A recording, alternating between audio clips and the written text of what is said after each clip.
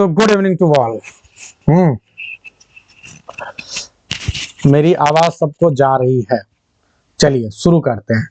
आप लोगों ने एक क्वेश्चन पूछा था, ये सेट नंबर जो 3 है, इसमें जो पहला क्वेश्चन आप लोगों का है वो ये है कि सर क्वेश्चन नंबर 3 बता दीजिए। ये जो क्वेश्चन नंबर 3 है ये क्या है, इसमें आपको अरेंज करना है। मुझे लग रहा है पता नहीं क्यों ये वाले क्वेश्चंस आते नहीं है, लेकिन इस बार आने की संभावना रहेगी, तो be ready for that. When ये क्या बोलते हैं इसको हम ये एक तरह से कह लीजिए कि PQRS कुछ लोग इसको बोलते हैं, ठीक है। और अभी ये किस रूप में जाना जाता है आप ये समझ लीजिए। इसके 2 प्रकार से क्वेश्चंस आते हैं, मुझे एग्जैक्ट इसके लिए ग्रामेटिकल टर्म याद नहीं आ रहा है। सेंटेंस अरेंजमेंट कह लो आप, हाँ कह लो, है ना। तो ये एक्चुअल होता क्या है कि 2 प्रकार से होता है।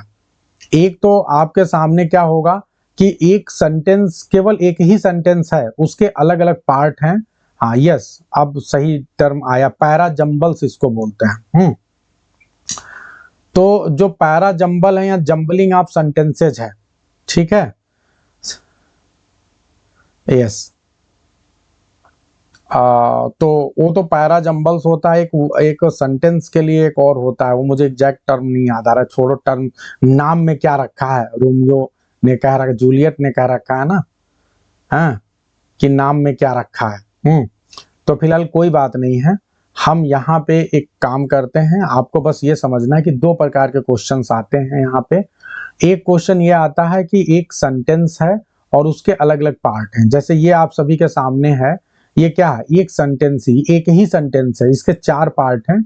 इस चारों पार्ट को इस तरह से बनाना है आपको कि आपका एक सेंटेंस बन जाए, और इस तरह से सेंटेंस बने कि वो मीनिंगफुल हो। इसी तरह से पैराग्राफ वाला आता है। पैराग्राफ वाले में क्या होगा कि अलग अलग 4-5 सेंटेंस होंगे और उनको इस हिसाब से आपको क्रम से लगाना है कि एक सही पैराग्राफ बने, ठीक है। आपके एग्जाम में अब तक पैराग्राफ वाले नहीं आए हैं, जिसे हम पैरा जंबल्ड भी बोलते हैं, ठीक है। तो अगर वो पैराग्राफ वाले आ जाते हैं तो भी कोई दिक्कत की बात नहीं है, और सेंटेंस वाले आते हैं तब भी कोई दिक्कत की बात नहीं है। दोनों का तरीका बस यही है भाई कि क्रम से इस प्रकार से लगाना है कि मीनिंग आ जाए। अब जरा इस वाले को हम देखते हैं। When a chemical substance, the food poisoning occurred in the food preparation was mistaken for salt and use।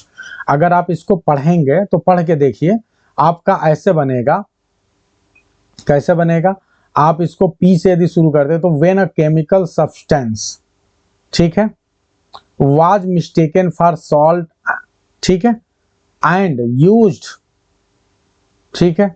फिर उसके बाद से क्या हो गया आपका, यूज के बाद पी के बाद आपका एस आया, है, तो एस भी हो गया, फिर आर आया, used in the food preparations.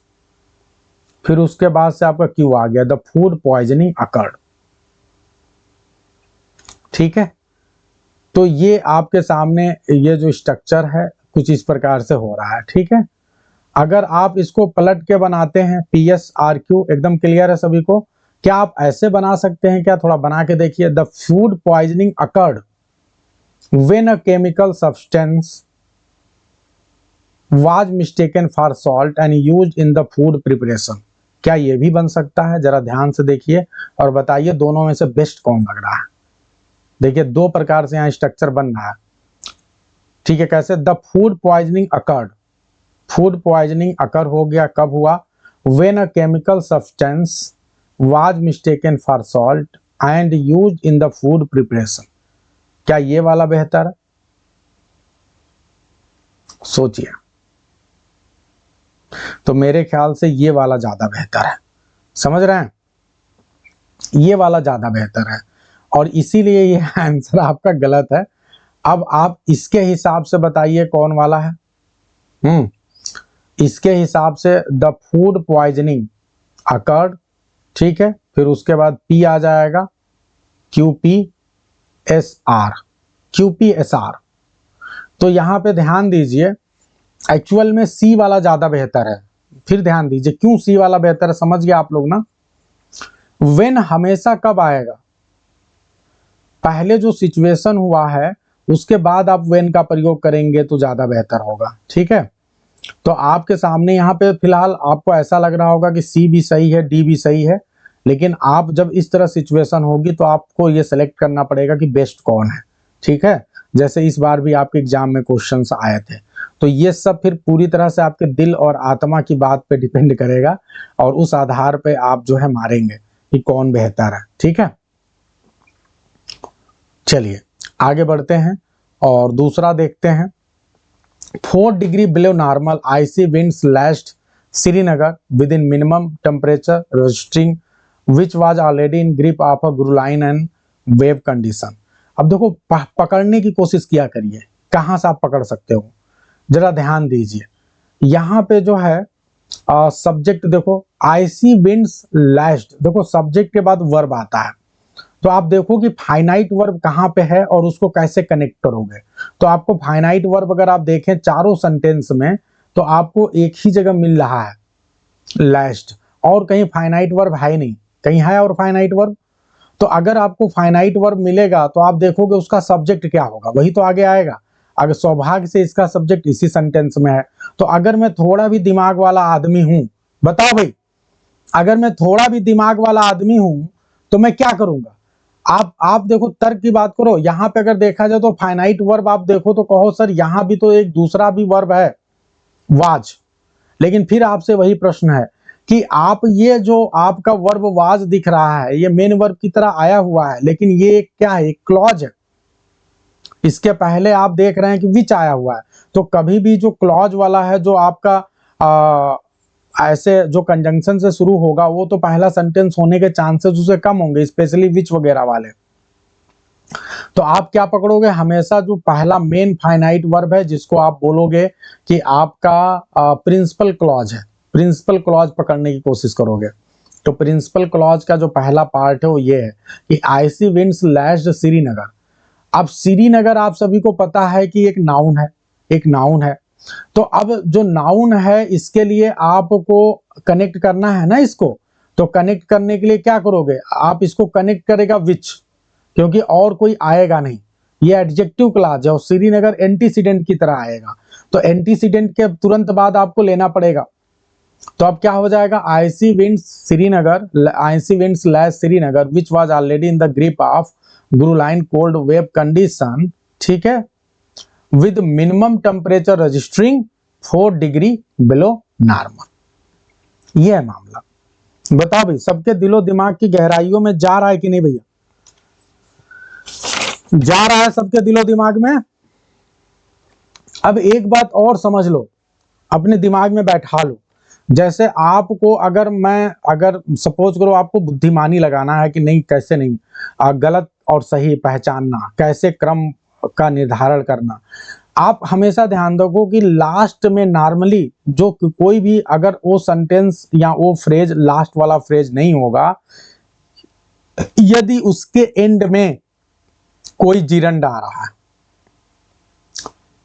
और ये जिरंड भी नहीं है, ये पार्टिसिपल है, तो पार्टिसिपल नॉर्मली एंड में आता ही नहीं है। जो वर्ब की आईएनजी फॉर्म है वो नॉर्मली एंड में आएगा नहीं, क्योंकि उसके बाद कुछ और चीजें ऐड होती हैं। ठीक है, फॉलोइंग, रजिस्टरिंग, कंप्लेनिंग, इस तरह के जब वर्ड्स आएंगे तो उसके बाद आएगा क्या, क्या कंप्लेनिंग, क्या रजिस्टरिंग, ठीक है, क्या शावरिंग। ठीक है, समझ गए कि नहीं। तो अक्सर ये अपने साथ ऑब्जेक्ट लेते हैं। तो इसी वजह से आप कभी भी ये दिखे तो आप मान के चलो कि 99% केस में ये लास्ट वाला पार्ट नहीं होगा। ठीक है, तो आपके लिए काम आसान हो जाएगा। तो ये सारी छोटी छोटी बातें हैं जो आपको ध्यान देना होता है। वैसे PQRS बहुत ज्यादा डिफिकल्ट नहीं है, जब भी ये आएगा आप कर लोगे, तो बस थोड़ा सा अपना ध्यान रखना है, हो जाएगा। इसके बाद जो नेक्स्ट क्वेश्चन मेरे पास आया है दैट इज क्वेश्चन नंबर 8, जो कि हम ऑलरेडी रिवीजन वाले में करा चुके हैं। तो जब रिवीजन वाले में करा चुके हैं, आपका 6 नंबर था 1 to 5 का रिवीजन, वहां ये आ चुका है। फेयर एंड इंस्पायर का मतलब क्या होता है, ऑनेस्ट। तो ये आपका मिस गड़बड़ी है यहाँ पे। जो नेक्स्ट क्वेश्चन मेरे पास आया है that is question number 48। Question number 48 आते हैं, और क्वेश्चन नंबर 48 आप लोग देख लें। Change the sentence into passive voice, इस सेंटेंस को आपको पैसिव वॉइस में बदलना है। तो मैं आपको पहले ही बता दे रहा हूं कि इसमें एक थोड़ा सा मिस्टेक हो गया है और मिस्टेक सही कराना बहुत जरूरी है। देखिए आप पहले पकड़ो, पहले आप ये देखो कि क्या ऊपर के 3 सेंटेंस गलत हैं, थोड़ी देर के लिए सही हैं। जैसे do you not understand my meanings, ठीक है, माई मीनिंग। तो अगर आप ध्यान दें तो ये आपका एक इंट्रोगेटिव सेंटेंस है और इंट्रोगेटिव सेंटेंस को आपको बनाना है पैसिव वॉइस में। तो जब भी आप इंट्रोगेटिव को पैसिव में बनाएंगे तो आप पहले सब्जेक्ट को देखिए, सब्जेक्ट यहाँ यू है और ऑब्जेक्ट क्या है, माई मीनिंग है। क्लियर है? तो अब आपका ऑब्जेक्ट सब्जेक्ट की जगह चला जाएगा, इसका मतलब माई मीनिंग इधर आ जाएगा और यू उधर चला जाएगा। दोनों में कोई बदलाव होगा, बहुत अच्छे समझे आप, कोई हड़बड़ी नहीं है, कोई बदलाव होगा नहीं। माई मीनिंग ही रहेगा, यू ही रहेगा, इन दोनों में कोई चेंजेस नहीं आएंगे। ये क्लियर है। और जब यू उधर जाएगा तो बाई यू हो जाएगा। लेकिन बहुत से केसेस में आपको जो ऑब्जेक्ट की उतनी जरूरत नहीं होती है तो ऑब्जेक्ट को आप छोड़ भी सकते हैं। जैसे यहाँ पे ऑब्जेक्ट को छोड़ दिया गया है, तो यहाँ पे अब क्या हो गया कि बाई यू छोड़ दिया गया है। ठीक है, अब आप ध्यान दें, जब आपका डू डज आएगा तो आप इज एम आर लगाएंगे। तो अब माई मीनिंग आपका नया सब्जेक्ट हो गया, माई मीनिंग के हिसाब से आपका क्या आएगा, हेल्पिंग वर्ब इज आएगा। चूंकि नॉट, यहाँ पे नॉट को आप हटा ही नहीं सकते किसी भी तरीके से, समझ गए आप? तो यहाँ पे नॉट मिस हो गया है, तो यहाँ पे क्या हो जाएगा, is my meaning not understood. ये आपका जो है करेक्ट सेंटेंस है। बाय यू नहीं है, कोई दिक्कत नहीं है, उसके न रहने पे भी ये सही है। ठीक है, बाकी 3 ऑप्शन क्यों गलत है ये जानना बहुत जरूरी है। I am not understood your meaning, ये गलत है। क्यों गलत है भाई? इसलिए गलत है क्योंकि ये आपका इंट्रोगेटिव है और ये पहले 2 सेंटेंस आपके असर्टिव हैं, तो ये तो अपने आप ही गलत हो गया। इज योर मीनिंग, माई कभी भी योर नहीं हो सकता। आप लोग, ये एक बात मैं आपको गारंटी के साथ बता रहा हूं, आप में से बहुत से लोग ये गलती कर देते हैं। क्या गलती कर देते हैं? आप में से बहुत से लोग समझते हैं अगर यही आपका डायरेक्ट से इनडायरेक्ट बनता, तो डायरेक्ट से इनडायरेक्ट बनाने में योर जो है वो माई में, हिज में बदल जाता है, ये कभी योर नहीं रहेगा।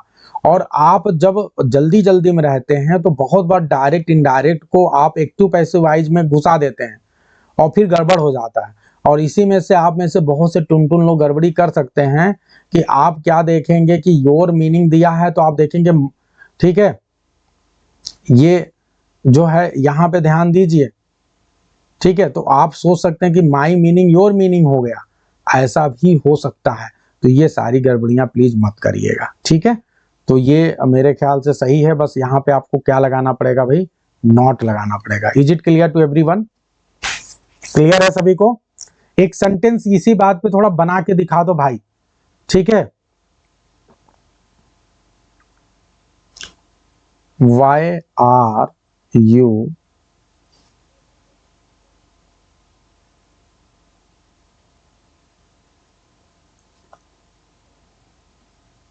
बीटिंग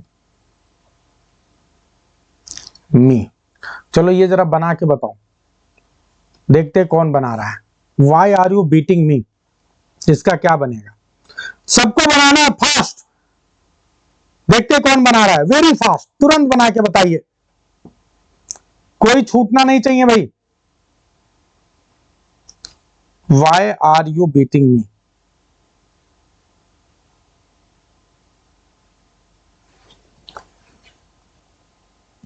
अभी श्रीपति जी जो हो रहा है उसे करिए, उसे भी कर लेंगे, आप मुझे पर्सनली भेज दीजिएगा। Why am I being beaten by you?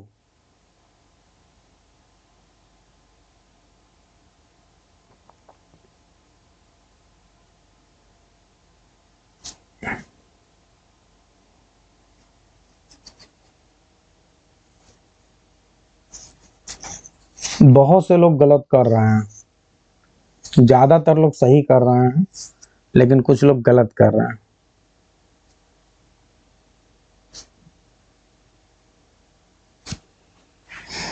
एक सेंटेंस और बोल रहा हूं, नीति आप कहां जा रही हैं?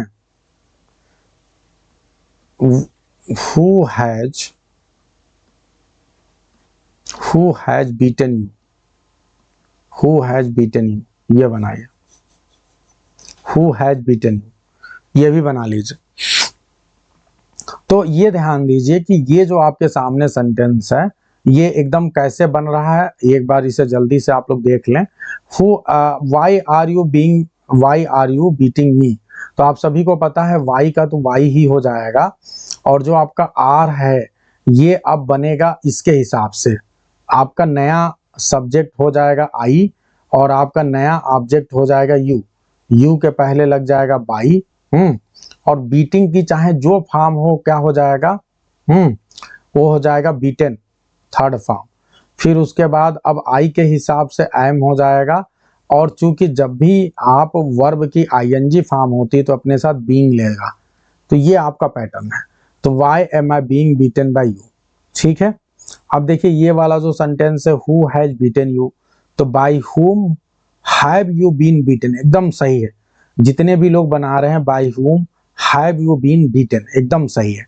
तो एकदम सही है भाई, ये आप लोग गलत मत करिएगा। हाँ तो यही तो ध्यान, हाँ ठीक है जी, सबका सही है। मैं किसी, जितने लोग ये बना रहे हैं सबका सही है, डोंट वरी, मैंने सबका देख लिया, मैक्सिमम लोग सही कर रहे हैं, ठीक है।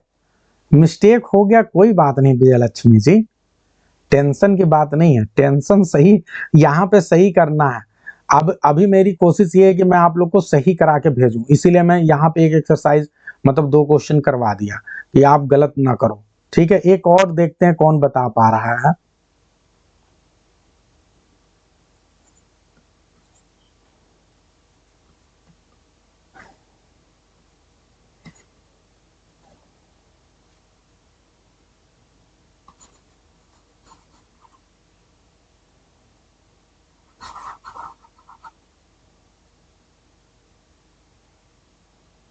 बताइए, did I not help you, कौन बनाएगा? Did I not help you, जल्दी बनाइए fast. Did I not help you, जल्दी बनाइए, देखते हैं कौन बना पा रहा है fast. Did I not help you,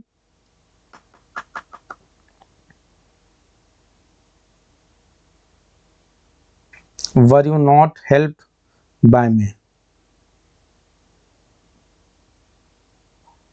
Sonam ji थोड़ी सी गलती हो रही है आपसे, सही करिए, क्या गड़बड़ी है बताइए। ठीक है अब सही हो गया, ठीक है।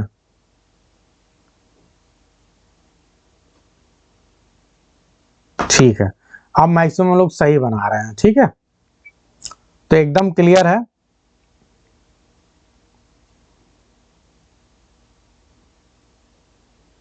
ठीक है कोई बात नहीं। अब नीति क्या कर रही हैं, वी वर यू, ये क्या हो रहा है? अच्छा वर यू, थोड़ा नीति देख लीजिए आप, हो सकता है लिखने में मिस्टेक हो जा रहा हो, ठीक है। किसी से भी देखिए, आप लोगों से टाइपिंग में भी मिस्टेक हो जाती है, हड़बड़ी में हो जाता है, डोंट वरी। एग्जाम में हड़बड़ी नहीं होनी चाहिए, यहाँ हो जाए।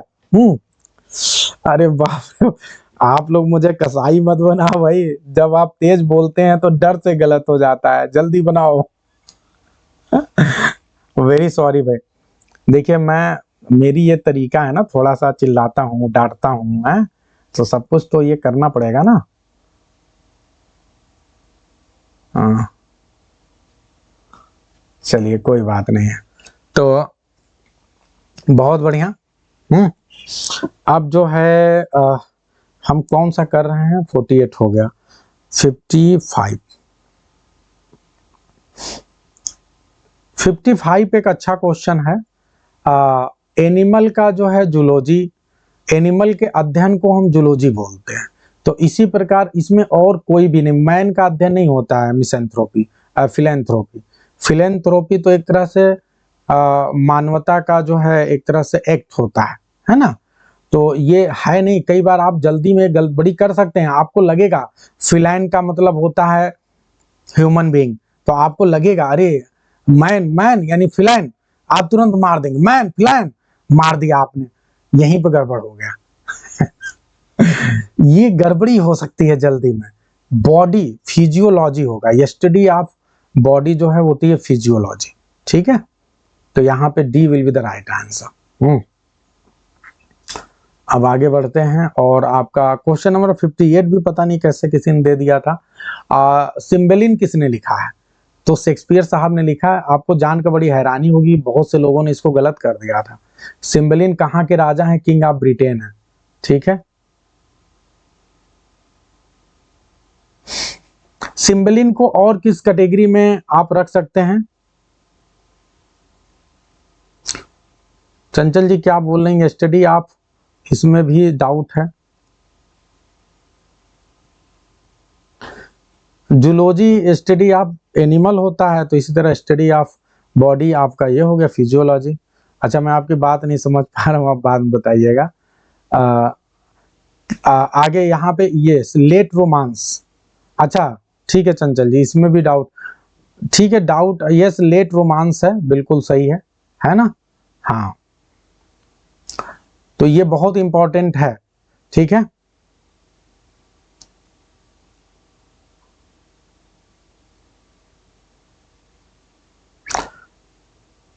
यस। अब आगे बढ़ते हैं, एक और क्वेश्चन आया था। अच्छा देखिए, आप लोगों को सेटिंग वगैरह सब कुछ इतना बेहतरीन ये आपका पेपर बना हुआ है, एल्सिनोर इन डेनमार्क, मतलब हर जगह से कनेक्ट करने की कोशिश हमने की है। क्वेश्चन नंबर 58 हो गया है, क्वेश्चन नंबर 78, 78 नंबर क्वेश्चन।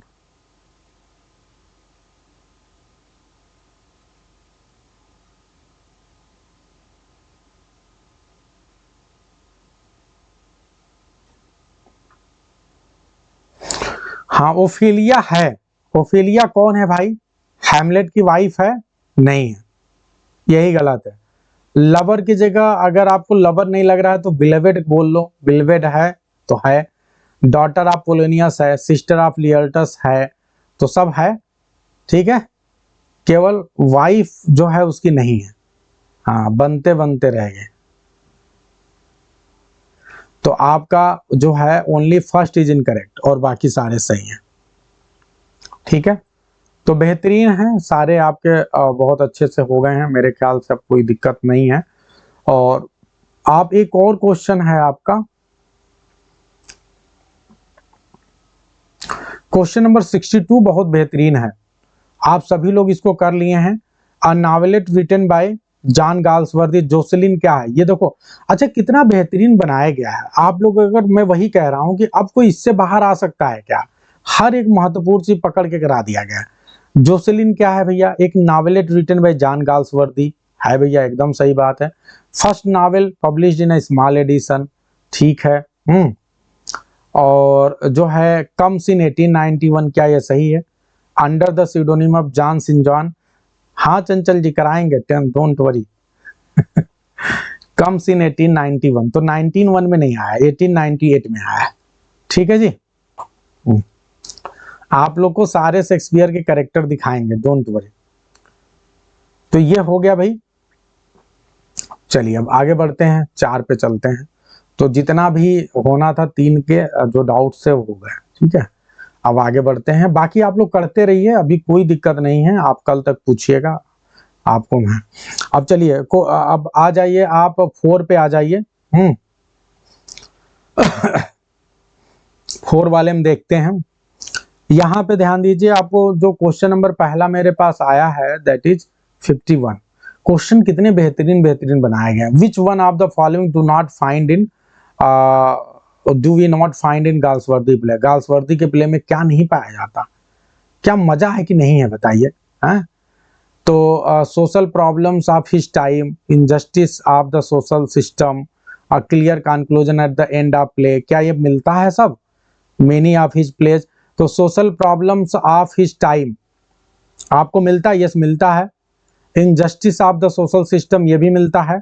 और clear conclusion at the end of play ये नहीं मिलता है, क्लियर कंक्लूजन कभी नहीं मिलेगा। ठीक है, इसके अलावा जो है many of his play have been direct, Joseph Conrad, Joseph Conrad के द्वारा नहीं, कोई और है जिसने किया, ग्रैनविल बार्कर। ठीक है, तो आपका जो है यहाँ पे तीसरा और चौथा गलत हो गया। ठीक है, तो ये बड़ा अच्छा क्वेश्चन है, जानबूझ के ऐसे क्वेश्चन बनाए गए हैं जिसमें आपको कुछ फायदा मिले, कुछ आप सीखें। हाँ, बेहतरीन क्वेश्चंस आपके सामने हैं। क्वेश्चन नंबर 52 की ओर चलते हैं।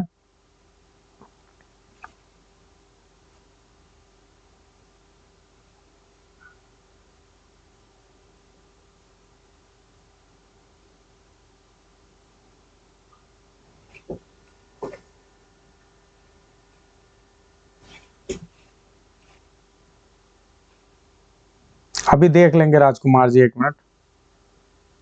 60 51, चलिए 51 पे पहले आइए। Which one of the following statement is not grammatically correct. जो मिस्टेक है उसको देखिए। The father as well as the sons was invited in the, ठीक है, मर्डर। तो आपको पता है जब एज वेल एज आ जाएगा तो आपको फादर के हिसाब से यूज किया करना पड़ेगा, पहले वाले के हिसाब से। तो वाज एकदम सही है, कहीं कोई दिक्कत है नहीं। Nobody was prepared to give up his coat, his seat to the old man, ये भी सही है। Price of this car is higher than that of your new car, बेहतरीन है। अब ये क्वेश्चन ध्यान दो, he could not give cattle, he could not give, ठीक है, cattle green fodder today because the green fodder, यहाँ पे थोड़ा तो एक मिस्टेक हो गया है कि ये रिपीट हो गया है यहाँ पे, ये एक तो रिपीट है तो इसको तो हटा दो, अब इससे कोई दिक्कत नहीं। अब आगे पढ़ते हैं। He could not give cattle green fodder, वो कैटल को ग्रीन फोडर नहीं दे पाया। समझ में आ रहा है इतना, चारा नहीं दे पाया, ग्रीन चारा। Because he has broken his right hand a week ago. अब दूसरे वाले पार्ट में क्या सही है, पहला वाला पार्ट तो एकदम सही लग रहा है, ठीक है। वो कैटल को चारा नहीं दे पाया, क्यों नहीं दे पाया, क्योंकि उसने अपना जो राइट हैंड है वो 1 हफ्ते पहले तोड़ लिया है। Let me know is it right और नॉट, जल्दी बताएं भाई। अच्छा आप लोग बता रहे हैं, बहुत अच्छा, मैं ध्यान ही नहीं दिया। तो ठीक है, वो नीचे कई बार वो नीचे नहीं आता। तो जो एगो है ना, आप एक बात ध्यान दो, ये एगो वगैरह जब भी आएगा तो इसे एडवर्ब ऑफ पास्ट बोलते हैं, और ये हमेशा क्या लेगा, वर्ब की सेकेंड फॉर्म लेगा, ठीक है। तो इसलिए यहाँ पे मिस्टेक है, यहाँ पे ब्रोक हो जाएगा, ठीक है। बहुत अच्छा जी। तो ये एग्जाम में एक तो टेंस का मिस्टेक है जो आपको बहुत अच्छे से समझना है। एक दूसरी बात आप लोग को मैं यहीं पे, चूंकि ये क्वेश्चन आ गया तो मैं आप लोगों से कुछ चीजें पूछूंगा और ये कराना चाहूंगा। The price of this car is higher than that of your new car. क्या ये सेंटेंस आपको सही लग रहा है, जल्दी बताएं फास्ट। ये सेंटेंस सही है कि इस कार की प्राइस जो है that of your new car, इस कार की प्राइस जो है नए कार की प्राइस से क्या है, ज्यादा है। तो ये दैट आपकी क्यों जरूरत है, तो क्या दैट आपकी जरूरत है कि इसको हटा दें, ये गलत यूज है ना।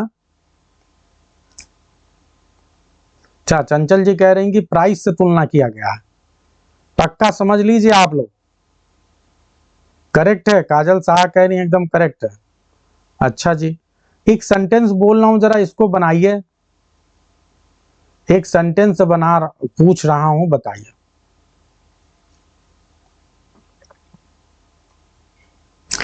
सेंटेंस ये है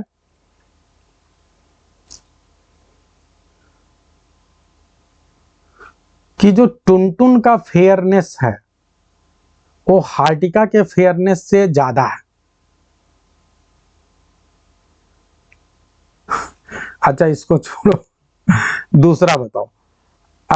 एटमॉस्फियर ऑफ ग्रेटर नोएडा, जो ग्रेटर नोएडा का एटमॉस्फियर है, वो जो शिमला के एटमॉस्फियर से ज्यादा अच्छा है, आपको ये बताना है। जल्दी से आप बना के बताएंगे, देखता हूं कौन बना के बता रहा, जल्दी बताइए फास्ट, पूरा बनाइए, हड़बड़ी नहीं।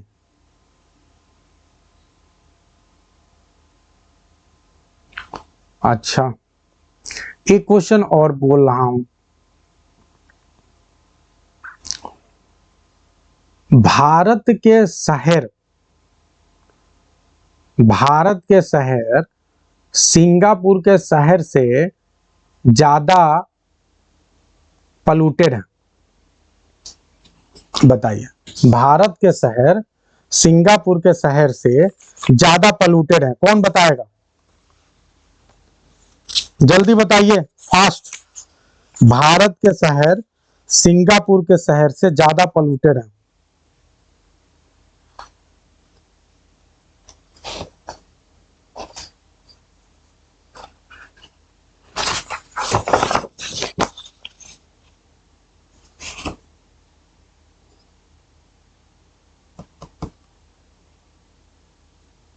देखो काजल साहा क्या कर रही हो आप, प्रियंका वर्मा ठीक है, काजल साहा, आप लोग तो पहले वाला बना रहे हैं।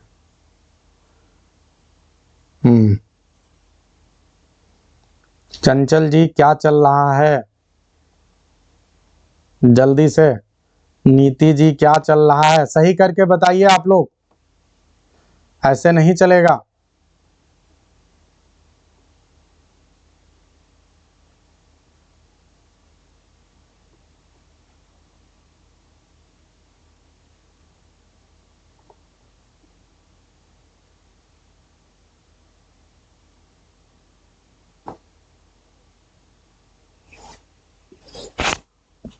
अच्छा अब सही हो गया।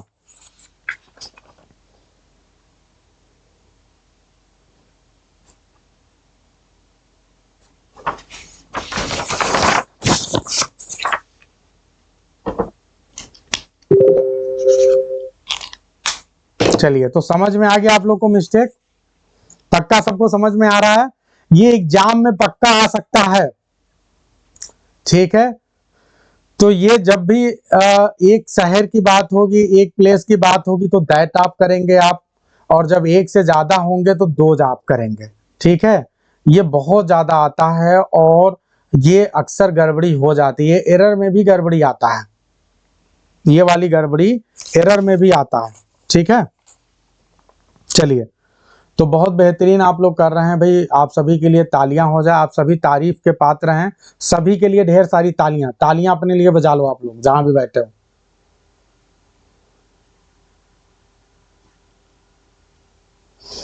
52 देखें, बहुत अच्छा क्वेश्चन है 52 नंबर का। क्वेश्चन क्या है कि फिल द सरपंच है, सरपंच, सरपंच मान लीजिए, चलिए, the sarpanch turned the proposal without thinking properly. ठीक है,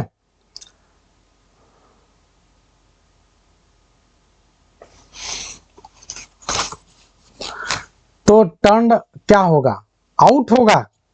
प्रियंका दुबे गड़बड़ी मत करो। देखिए एक बात ध्यान दीजिए, टर्न इन का मतलब क्या होता है, अगर आप कोई चीज सबमिट कर रहे हैं, सबमिशन कर रहे हैं तो turn it, turn in. Turn out का मतलब क्या होता है, जब कोई नया रिजल्ट प्रोड्यूस आप करते हैं, टर्न आउट टू बी। ठीक है, तो वो रिजेक्ट, कोई नए रिजल्ट की बात होगी, किसी प्रोडक्शन की बात होगी। ठीक है, टर्न अप का मतलब क्या होगा कि आप जो है कहीं आप अचानक आ जाएं, अराइव कर जाएं अनएक्सपेक्टेडली। और जो टर्न डाउन होगा, टर्न डाउन, इसका मतलब रिजेक्ट कर देना, रिफ्यूज कर देना, रिजेक्ट या रिफ्यूज। तो अब मेरे ख्याल से क्लियर है, यहाँ पे टर्न डाउन हो जाएगा क्योंकि यहाँ पे रिजेक्ट या रिफ्यूज करने की बात हो रही है। Is it clear to everyone? एक और क्वेश्चन है जिसमें मुझे डाउट लग रहा है, उस समय मैंने इसको कहाँ से लिया था ये मुझे मिला नहीं, लेकिन मुझे अभी लग रहा है कि ये क्वेश्चन का आंसर जो है सी होना चाहिए। यहाँ पे बी दिया हुआ है, जब आप इसको पढ़ेंगे तो सी यहाँ पे बेहतर फिट बैठेगा। Robots are being used. अच्छा, ये बहुत सही भाई, नीति जी आपके लिए थैंक यू। ये प्रॉपर्टी नहीं होगा, थिंकिंग प्रॉपरली होगा, बहुत अच्छा नीति। ये एल की जगह टी टाइप हो गया है, टाइपिस्ट साहब ज्यादा जल्दी में थे। चलिए, रोबोट्स आर ठीक है, ये क्वेश्चन ध्यान दें, छाया जी कह रही है मैंने क्वेश्चन भेजा था सर। ठीक है छाया जी, थैंक यू। ठीक है, अब आगे ध्यान दें, robots are being used increasingly in industry as they can work, ठीक है, ऑन लार्ज जॉब्स फास्टर। ठीक है, तो रोबोट जो है ये कैसे हो रहे हैं, बहुत इंक्रीजिंगली इनका यूज हो रहा है इंडस्ट्री में, क्योंकि ये लार्ज जॉब पे जो है वर्क कर सकते हैं बहुत ही फास्टर तरीके से, एंड आर मोर प्रेसाइज, और ज्यादा प्रेसाइज हैं ये। ठीक है, और उसके बाद क्या है, एंड डोंट टायर इजिली। ठीक है, इजिली टायर नहीं होते हैं। ठीक है, मोर इजिली यहां सेट नहीं बैठता है। ठीक है, तो इसलिए यहां पे C option will be a better option. ठीक है, क्लियर है सभी को?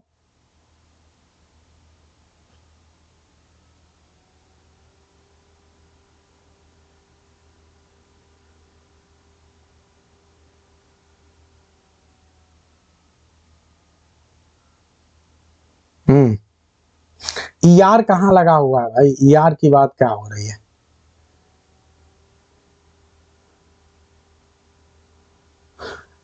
नहीं नहीं, अच्छा ये एक बार, बहुत अच्छा, इसको समझते हैं। बी, समझिए एक बार, बिल्कुल बहुत सही बात है, एक बार समझते हैं। देखिए एक बार, robots are being used increasingly, robot जो है इंक्रीजिंगली यूज हो रहे हैं। गलती हो सकती है, इसमें कोई दिक्कत नहीं है, करेक्ट अगर हो सकता है तो समझते हैं। सब लोग ध्यान दीजिए और बताइए। रोबोट जो है इंक्रीजिंगली यूज हो रहे हैं इंडस्ट्री में, ठीक है, इंडस्ट्री में इंक्रीजिंगली यूज हो रहे हैं। As they can work on large jobs faster, क्योंकि ये जो है लार्ज जॉब पे बहुत ही फास्टर वर्क कर सकते हैं। और क्या है, आर मोर प्रिसाइज। फिर अब ध्यान दीजिए, अब यहाँ पे ये वाला जो काम था ना वो खत्म हो गया, ठीक है। आर मोर प्रिसाइज, और ये क्या है, बहुत ही प्रिसाइज है।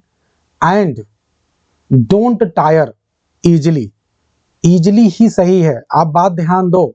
आप ये गड़बड़ी कर सकते हैं यहाँ की वजह से, इस वाले की वजह से आप गड़बड़ी कर सकते हैं, क्योंकि आपको ये लग रहा होगा कि यहाँ पे ये वाला जो सेंटेंस है ना, ये वाला काम इसका खत्म हो गया है। तो अब यहाँ पे जो है ये बात यहाँ खत्म हो गई। आर मोर प्रिसाइज और प्रिसाइज हैं, और डोंट टायर इजिली, यहाँ पे इजिली जो है वो थकते नहीं है। क्लियर है, कहीं कोई दिक्कत नहीं है। मोर इसके साथ सेट नहीं होता है। अब आगे बढ़ते हैं।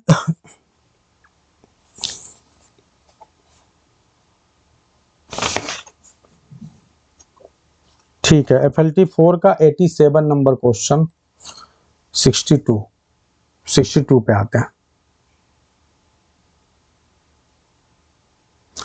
62 पे आते हैं। चलिए ठीक है, छाया जी, हो सकता है अभी आपको ना समझ में आया हो, आप इसको फिर से देखिएगा, ठीक है।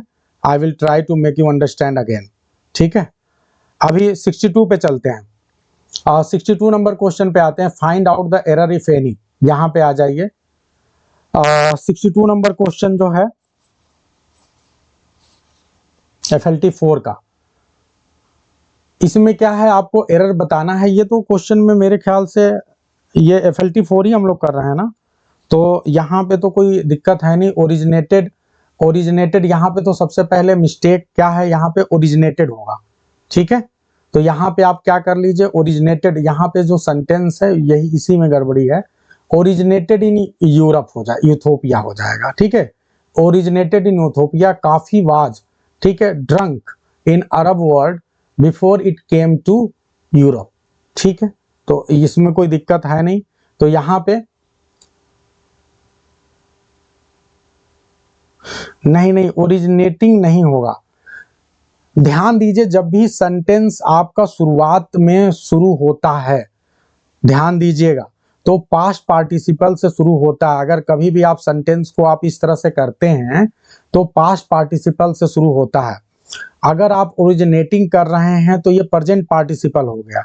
इसका मतलब कि वर्क जो है प्रेजेंट में चल रहा है, और जब आप उस चीज को पास्ट की कहानी कोई बता रहे हैं, ठीक है, यानी वो काम जो होने का प्रोसेस है, दैट हैज बीन डन, वो कंप्लीट हो चुका है। तो जब भी पास्ट पार्टिसिपल का प्रयोग कब करते हैं, जब भी कोई काम एंड कंप्लीट हो चुका रहता है, ठीक है, तब आप पास्ट पार्टिसिपल का प्रयोग करते हैं, ठीक है। तो इसीलिए यहाँ पे ओरिजिनेटेड इन यूथोपिया होगा, ठीक है। और इस बात का इससे कोई मतलब नहीं है, ठीक है, ये तो पास्ट में है ड्रंक, इसका ओरिजिनेटेड से कोई मतलब नहीं है सुप्रिया, ठीक है, ध्यान रखिएगा। ये पास्ट पार्टिसिपल आप यूज करते हैं, जैसे आपने सुना होगा किसी राइटर के बारे में ऐसे लिखा रहता है, बॉर्न इन, ठीक है, अमेरिका, मिल्टन वाज। तो ये क्या है, ये पास्ट पार्टिसिपल है, जन्म होने का प्रोसेस हो चुका है, ठीक है। I hope it is very clear. तो ये आपका यहाँ पे है। क्वेश्चन नंबर 87 पे चलते हैं।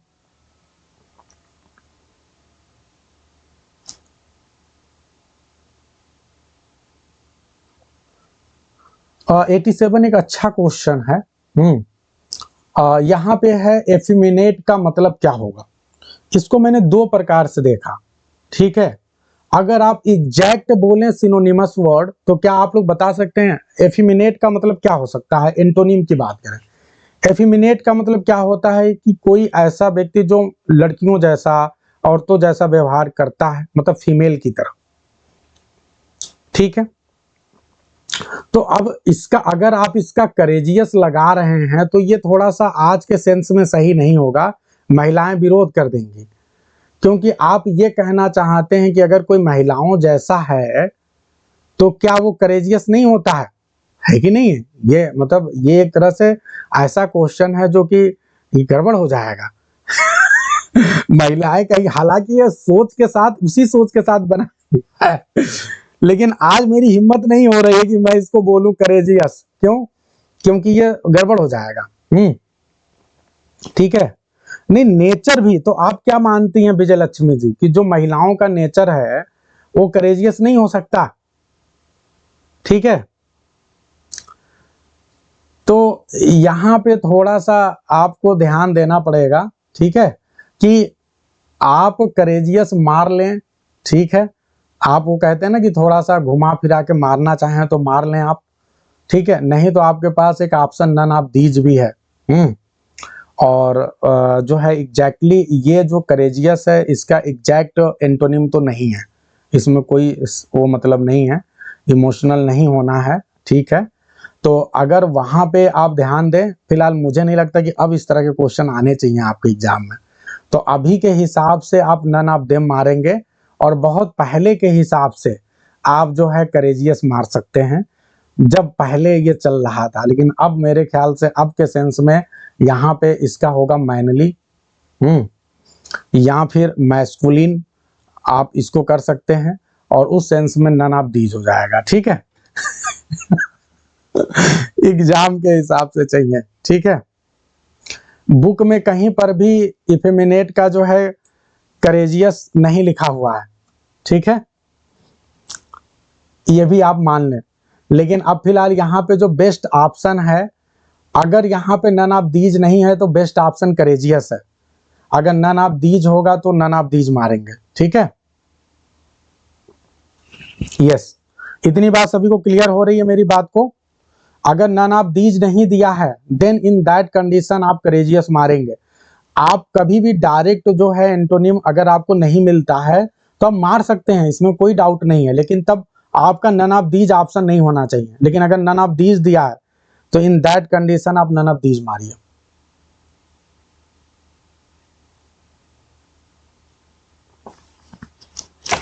चलिए, तो ये आपके सारे क्वेश्चंस हो गए हैं। ठीक है, एक क्वेश्चन और है, और ज्यादातर केस में जो है शोइंग रिस्पेक्ट्स के लिए जो सही आंसर है वो ए की बजाय बी आ रहा है, रिस्पेक्टफुल।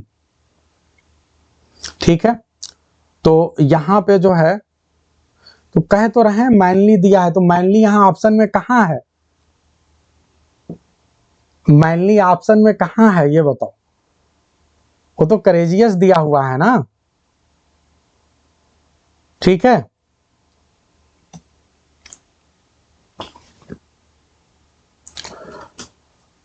यहां पे ध्यान दें आप सभी लोग।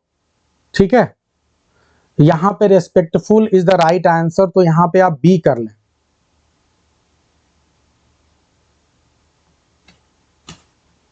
ठीक है, तो आपका हो गया।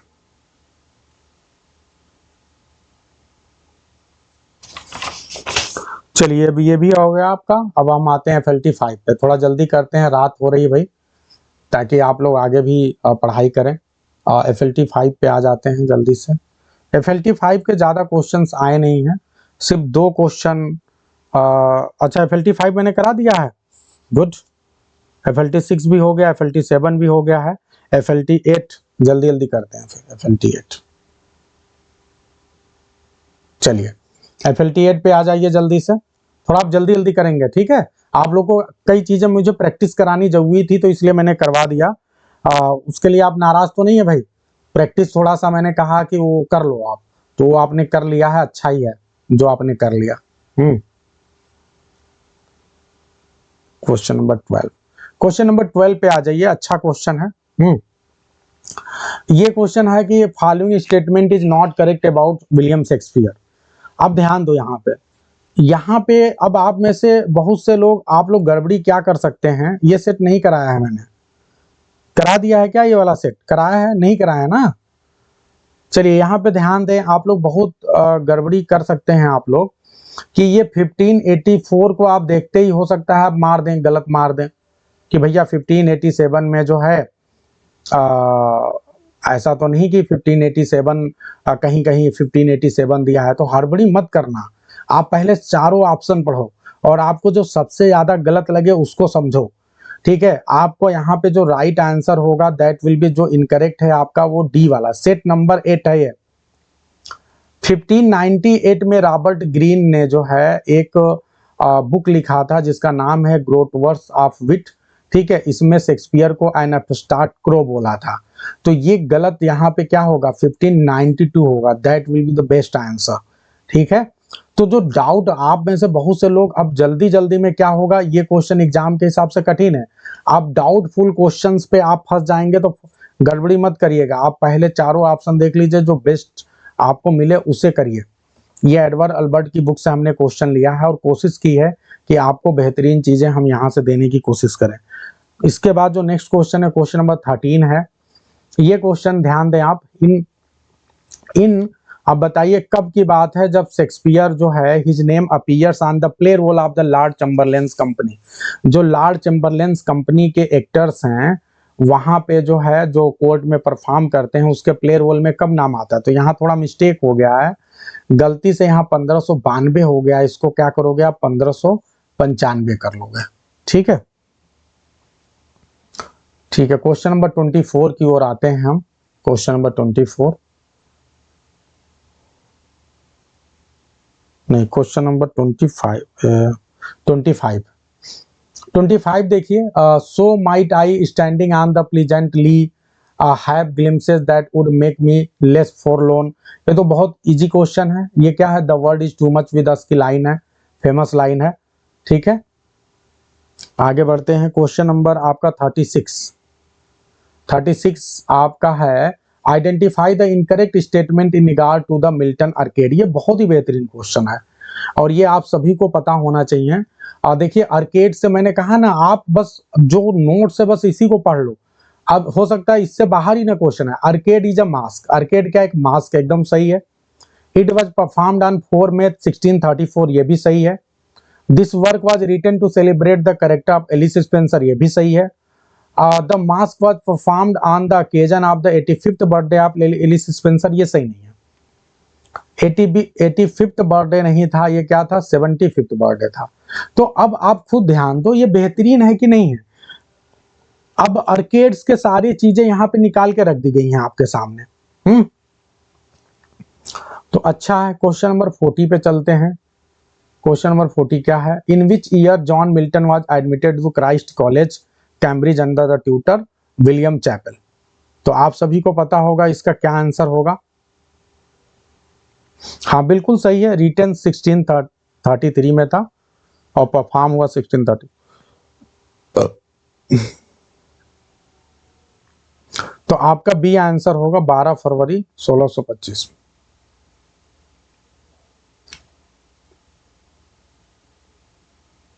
ठीक है, ये भी हो गया आपका 40 नंबर का क्वेश्चन। अब उसके बाद से नेक्स्ट क्वेश्चन है 73।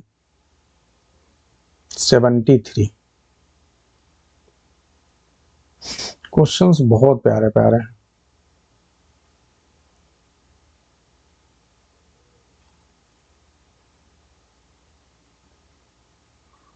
ठीक है, 73 क्वेश्चन बड़ा अच्छा क्वेश्चन है और इस तरह के क्वेश्चन इस बार फिर आने की संभावना।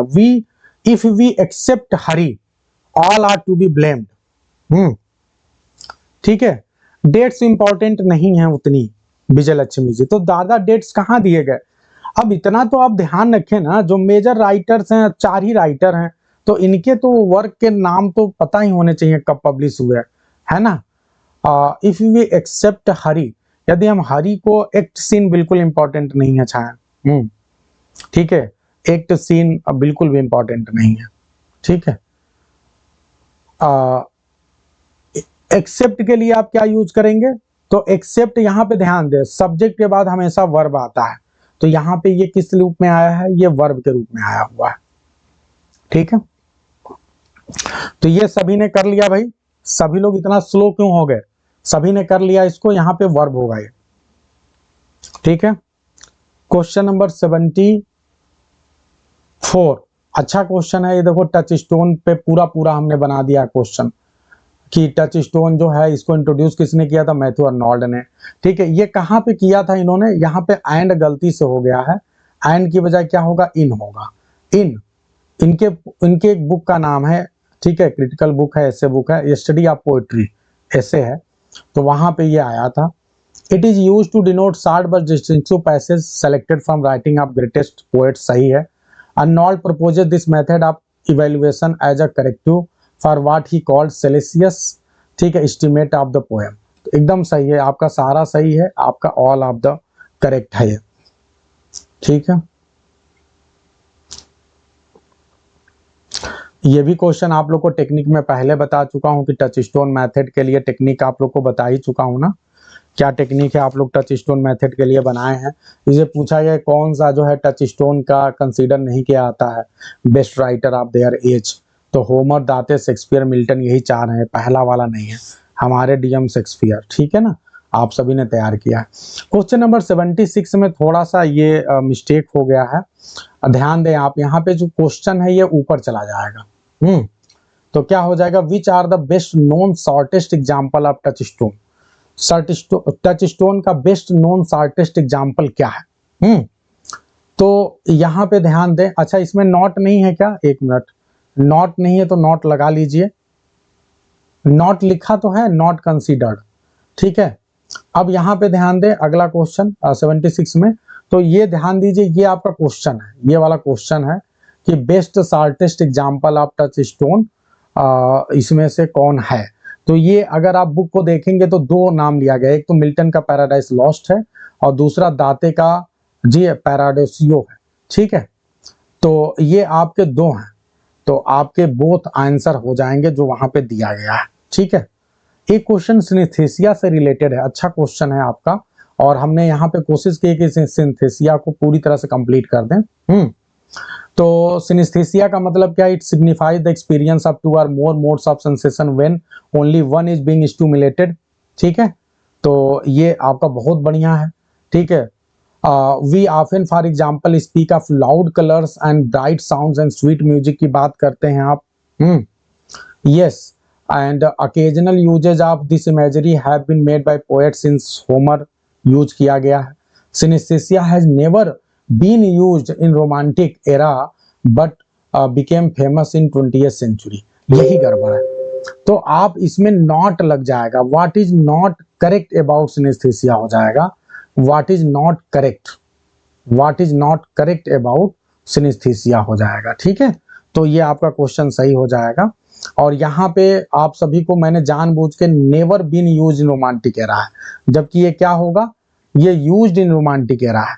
ठीक है, तो ये आपका गड़बड़ है, तो ऑलवेज हो जाएगा। ठीक है, तो ये आप समझ गए आप लोग, तो ये आपका नॉट लगा देंगे तब ये क्वेश्चन आपका सही होगा। सारे आपके करेक्शन करवा दे रहा हूं, अब आप ये नहीं कह सकते कि कुछ बाकी रहेगा।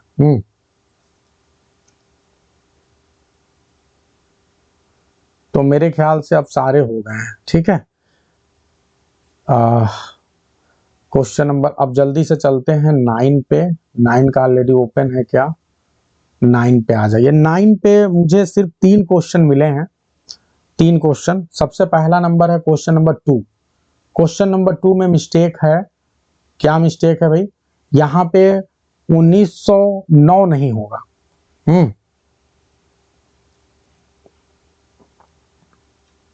यहाँ पे क्या है, जो ज्वाय है ना, ये ज्वाय कब है, 1907 है, तो यहीं पे मिस्टेक है, बाकी ये सही है।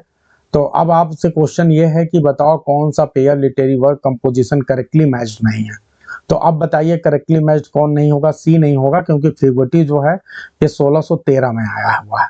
तो ये क्लियर है एकदम सभी का, तो ये कर लेना आपका, ये ज्वाय जब आप 1907 कर देंगे तो अपने आप सी आपका इनकरेक्ट हो जाएगा। एक क्वेश्चन और है इसमें, क्वेश्चन नंबर 43।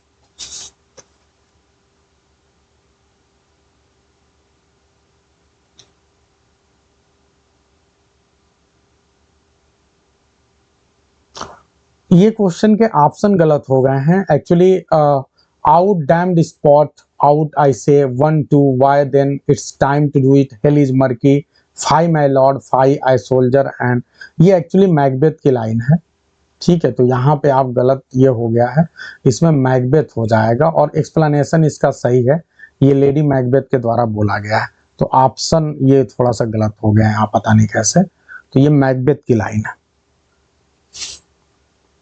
ठीक है, ये सही कर लेना आप। आगे बढ़ते हैं 73।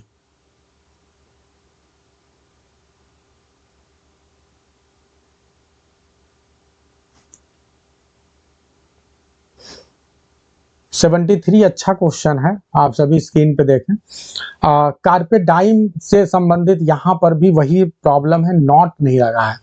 ठीक है, यहाँ पे क्या होगा, what is not correct about the term carpe diem. ठीक है, व्हाट इज नॉट करेक्ट, यहाँ पे नॉट लगाना पड़ेगा, क्या करेक्ट नहीं है कार्पे डाइम से संबंधित। ठीक है, अब जल्दी जल्दी पढ़ते हैं। पहला आपका it is a very common literature motive specially in EPIC poetry, EPIC poetry में नहीं है, लिरिक पोएट्री में है, तो आपका पहला वाला गलत हो गया। दूसरा लैटिन फ्रेज सही है। फिर उसके बाद क्या है, shows that life is short and time is fleeting, ये भी सही है। Often address to a virgin who is eager to change her condition, क्या वो ईगर है, अपने कंडीशन को बदलने के लिए तैयार है? नहीं, ऐसी लेडी है जो एडामंड है, बिल्कुल मनाने पे मान नहीं रही है, रिलक्टेंट है। ठीक है, तो ये यहाँ पे पहला और चौथा आपका गलत है यहाँ पे, तो नॉट करेक्ट पूछा है, तो पहला और चौथा आपका ये आपका राइट आंसर हो जाएगा। तो ये आपके टोटल FLT 9 थे। FLT 10 में नॉर्मली कोई मिस्टेक नहीं मिला है। ये क्वेश्चन बस मुझे किसी ने बताया तो मैं देख ले रहा हूँ 83।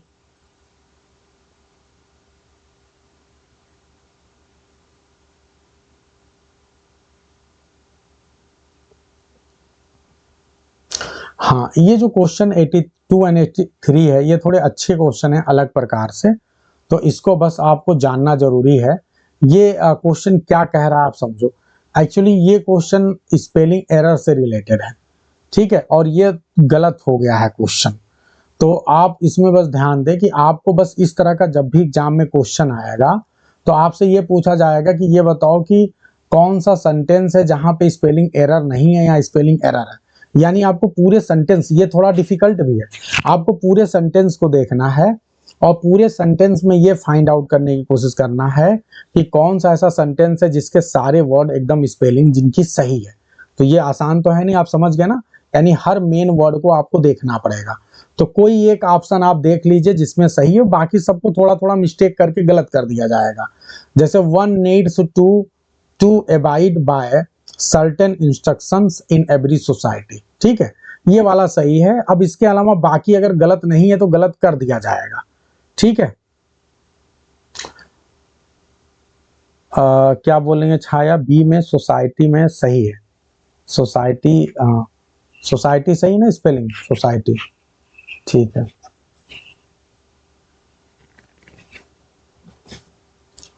ठीक है। इसी प्रकार से जो अगला क्वेश्चन है वहां भी ध्यान दें आप लोग, इसमें भी सेम उसी प्रकार से आपको मिस्टेक निकालनी है। ठीक है, तो एक बार देख लें आप लोग, कहीं एक से ज्यादा भी स्पेलिंग सही हो सकती है, लेकिन आप वो वाला ढूंढिए जिसमें आपका सारे स्पेलिंग सही हो। तो जैसे यहाँ पे I had to play melody while simultaneously, simultaneously की स्पेलिंग सही है, TANEOUSLY, playing harmony with him. ठीक है, तो आप देखें तो इसकी सारी स्पेलिंग सही है, यहाँ पे हार्मनी की स्पेलिंग गलत है, इस वाले में ध्यान दें, melody while simultaneously playing harmony with him, यहाँ पे एक मिस्टेक कहीं करना था शायद साइमल्टेनियसली में, यहाँ नहीं हो पाया, नहीं साइमल्टेनियसली यहाँ गड़बड़ है, और यहाँ पे I had to play melody. आप लोगों को समझ में आ रहा है भाई, क्लियर है सभी को? तो आप ध्यान दें, जानबूझ के क्या किया गया है, आप यहाँ पे ये वाला केवल आंसर सही है, यहाँ पे मेलोडी की स्पेलिंग गलत है, दिख रहा है सभी को, यहाँ पे साइमल्टेनियसली की स्पेलिंग गलत है, और यहाँ पे आपकी हार्मनी की स्पेलिंग गलत है।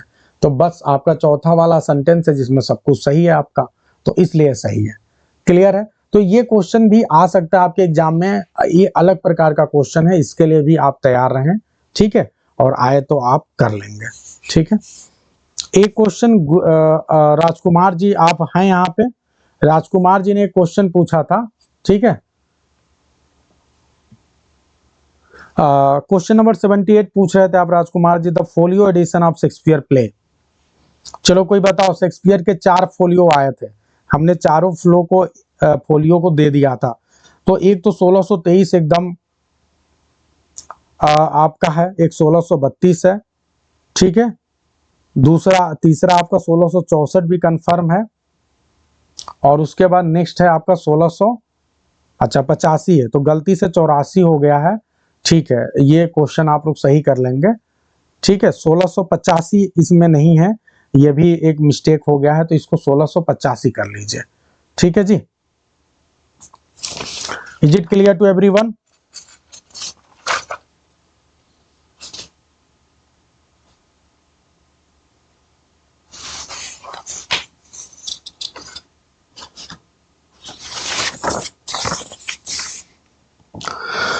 ठीक है। अच्छा, ये आप कंफ्यूज हो गए क्या आप लोग? एक मिनट रुक जाओ, इसको एकदम क्लियर कर लेते हैं, आप इसको लेके डाउट में ना रहिए।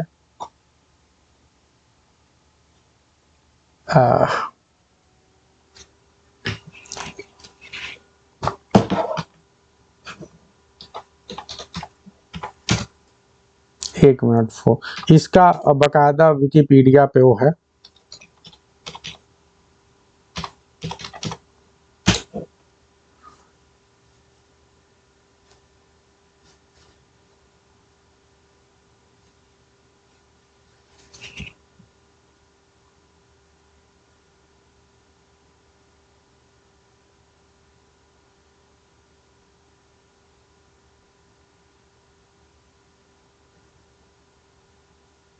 एक मिनट,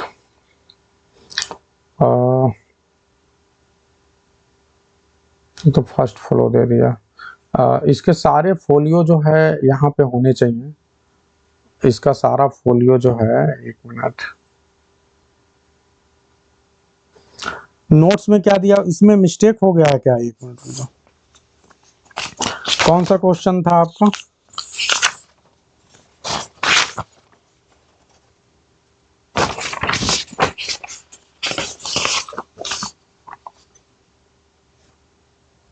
चलिए ठीक है, एक काम करते हैं, भाई एक बार चेक कर लेंगे, कोई दिक्कत नहीं है। अभी आप लोग को ग्रुप में मैं चेक करके पूरा फोलियो एडिशन का मैंने एक नोट्स बनाया था, वो पता नहीं आप लोग को मैंने दिया कि नहीं दिया।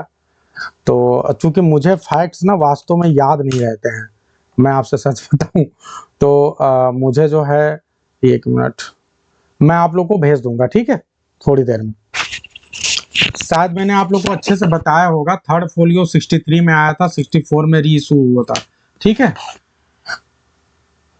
ओके, तो उस हिसाब से आपका जो है 85 वाला इसमें ऑप्शन नहीं है, तो 85 हो जाएगा, ठीक है। तो ये ऑप्शन आपका सही है, 16, 23, 32, 64 एंड 85, 1685, ठीक है।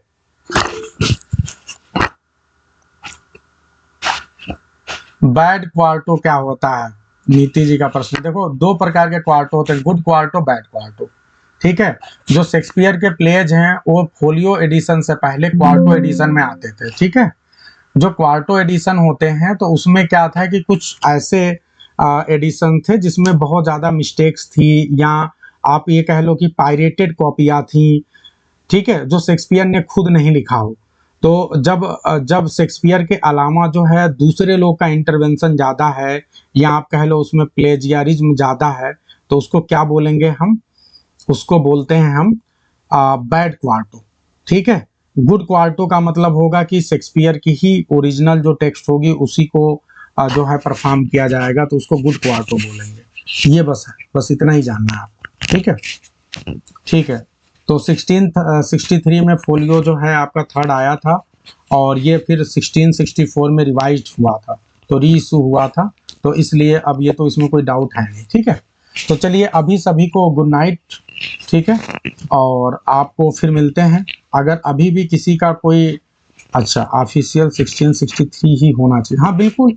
देखो जो आपका पहला एडिशन आया, अगर री इशू हो गया, लेकिन जब ऑप्शन में आपको अगर केवल एक ही दिया है तो आप क्यों परेशान है। देखो मैं बार बार कहता हूं कि ऐसे प्रश्नों के लिए बिल्कुल नहीं परेशान होना है। पहली बात तो एक बात बताऊं कि आपको बहुत 0% चांसेस है third edition and fourth edition आने के। आपसे पूछा जाएगा first edition and second edition, पहली बात। दूसरी बात यह है कि अगर थर्ड एडिशन आ गया तो आपको दो एडिशन आपके आए हुए हैं, एक 1663 में, एक 1664 में। तो जो पहला एडिशन है नॉर्मली आपको वो जानना है, लेकिन अगर रिवाइज्ड एडिशन, दोनों ऑप्शन नहीं रहेगा एग्जाम में आपके, हमेशा ध्यान रखिए। तो दोनों आप ध्यान रखिए, जो ऑप्शन होगा उसके हिसाब से मारना आप, ठीक है। तो सभी को अभी के लिए गुड नाइट, और कुछ बातें आप लोग जल्दी से समझ लें।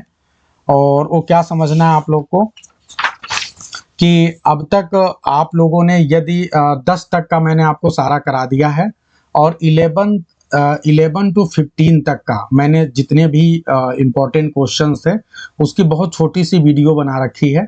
उस वीडियोज को आप लोग, आप तो रात होगी ज़्यादा, कल के दिन में आप लोग उसे देख लेना। आज का काम आपका ये रहेगा कि अगर आप कर चुके हैं रिवीजन तो बहुत अच्छी बात है, नहीं किए हैं तो उसको कर लेना आप 11 to 15 तक का, और उसे करके जो है आपको वीडियोज में शेयर कर दे रहा हूँ, जब कर लेना तो उससे चेक कर लेना आप अपने करेक्शन कर लेना। कहीं कोई दिक्कत समस्या होगी तो I am there always to help you, ठीक है।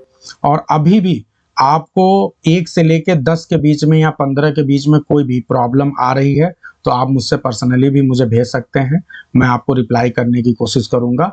और ऐसे भी कुछ क्वेश्चंस हो सकते हैं जो आपको अभी भी डाउटफुल लग रहे हैं या कोई दिक्कत समस्या है तो आप पूछ सकते हैं, कहीं कोई दिक्कत की बात नहीं है, ठीक है। मैं आपको ऑथेंटिक सोर्सेज के साथ आंसर दूंगा। तो अभी सभी को गुड नाइट, और मिलते हैं कल आप सभी से, ठीक है।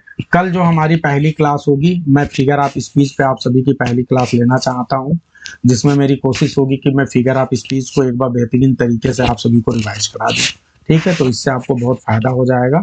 फिर उसके बाद मेरी एक दूसरी क्लास होगी कल शेक्सपियर पे, और उसमें मैं कोशिश करूंगा आप लोग को कि शेक्सपियर के जितने भी माइनर प्लेज हैं उनके करेक्टर्स, जो मेजर प्लेज हैं उनके करेक्टर्स आपको एक बार सरसरी निगाह में दिखा दूं, मैप के द्वारा समझा दूं, ठीक है। तो ये मेरी कोशिश रहेगी। अभी के लिए सभी को गुड नाइट, सभी को बेस्ट ऑफ लक।